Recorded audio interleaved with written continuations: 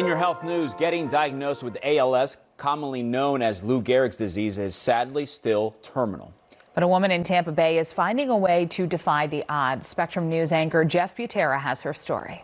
Deanna Tadone is sitting next to the man she says saved her life, a man who also happens to be her dad. We could eliminate all these diseases, where now all we do is we treat the symptoms and watch the patient progress to death.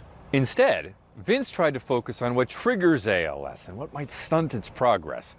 I'm not going to bog you down in the medical vocabulary, but Vince believes that giving ALS patients like Deanna a mixture of substances called AAKG and GABA might eliminate their muscle symptoms and help their brains. And it also improves cognition, and it slows progress of the disease because it keeps cells alive. He calls his cocktail Deanna's Protocol. He says in a test, all 41 patients on the protocol deteriorated slower than the average ALS patient.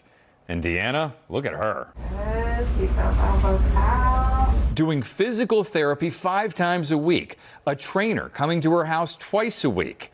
She's more than merely alive. Because of her dad, she'll tell you she's living, and that matters. I am so blessed that he is my father. My father has given me and others quality of life. Jeff Butera, Spectrum News.